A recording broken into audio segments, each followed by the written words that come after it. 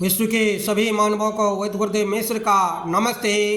Life style and world peace YouTube channel में आप आते हैं, इसके लिए ढेर सारी साधुवाद, बहुत सारी बधाइयाँ। Life style and world peace YouTube channel में आप आते ही इसे लाइक करें, सब्सक्राइब करें, बेल आइकन बटन को दबाते हैं, कमेंट में अपना विचार लिखें, मोबाइल नंबर छोड़ें, अपने कंट्री का नाम लिखें।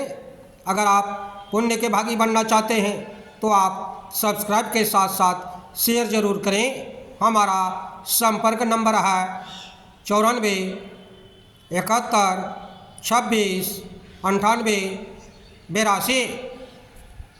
बंधुओं, भाग 8 की आज हम इस कड़ी में बताएंगे मानसिक रोग का आयुर्वेद चिकित्सा, प्राकृतिक चिकित्सा तथा यौगिक चिकित्सा द्वारा हम 100% काबू पा सकते हैं, उसे स्वस्थ कर सकते हैं।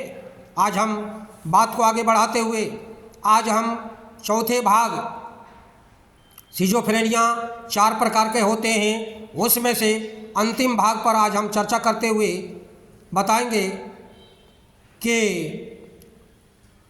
पैरानॉइड सिजोफ्रेनिया, इस रोग से ग्रस्त रोगी शक्की स्वभाव के होते हैं। उन्हें सारे लोग दुश्मन तथा सभी जगह षड्यंत्र का जाल बिछा दिखाई पड़ता है। ऐसा सोचते हैं कि उनके भोजन में जहर मिला दिया गया है, सोने की जगह जहरीली गैस छोड़ी गई है। उन्हें ऐसा लगता है कि कोई सिर या पेट में बैठकर बोल रहा है। शरीर में जलन, धारा प्रवाहित होना, सूजन आदि स्पर्श विभ्रम से ग्रस्त होते हैं। कभी वे अनुभव करते हैं कि उन्हें बिजली से स्पर्श कराया जा रहा है, उनके भीतर अंग सड़ रहे या आपस में जुड़े जा रहे हैं। उन्हें असाध्य रोग है। संभ्रमित भयभीत स्थिति में ऐसे रोगी की हत्या या आत्महत्या कर लेते हैं। ऐसे रोगियों को दीर्घकाल तक उपचार लेने की आवश्यकता होती है। यह रोग 30 से 35 वर्ष की उम्र में के लोगों में को खास करके होता है। सिजोफ्रेनिया के कुछ रोगियों का उपचार करने का अवसर मुझे प्राप्त हुआ। कुछ रोगियों में अच्छी सफलता तीव्र गति से मिली।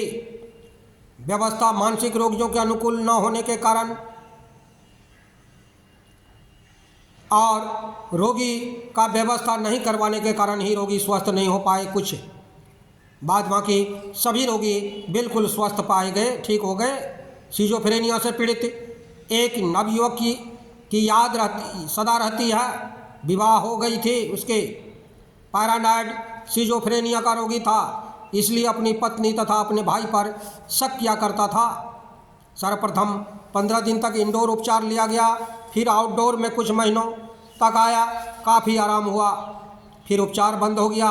फिर 1.5 साल बाद भर्ती हुआ, लेकिन इस बार आराम नहीं मिल सका। मनोचिकित्सक की दवाई चल रही थी।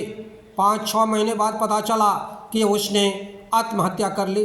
अतः पैरानॉइड सिजोफ्रेनिया के रोगी को निरंतर देखभाल तथा चौकसी की आवश्यकता होती है। उन्माद, अवसाद या चक्र विक्षिप्ति, मैनियक डिप्रेसिव साइकोसिस, उन्माद तथा अवसाद एक ही रोग के लक्षण हैं, जो कभी एक साथ तो कभी अलग अलग परिलक्षित होते हैं। उन्माद तथा अवसाद के मध्य रोगी की सामान्य स्थिति भी आ जाती है।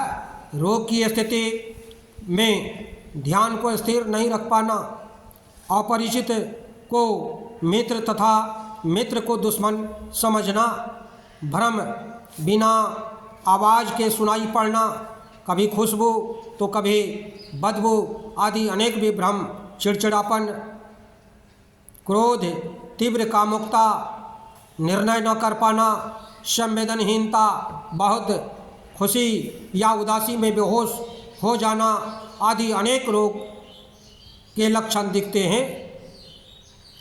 मानिया तथा डिप्रेशन के 3 अलग अलग स्थितियां होती है, पृथक पृथक होती है, जिसकी चर्चा हम भाग 9 की कड़ी में बताएंगे। बंधुओं, हमारे चैनल में आते हैं इसके लिए ढेर सारी साधुवाद, बहुत सारी बधाइयाँ। आप अगर पुण्य के भागी बनना चाहते हैं तो आप सब्सक्राइब के साथ साथ शेयर जरूर करें। धन्यवाद, नमस्कार।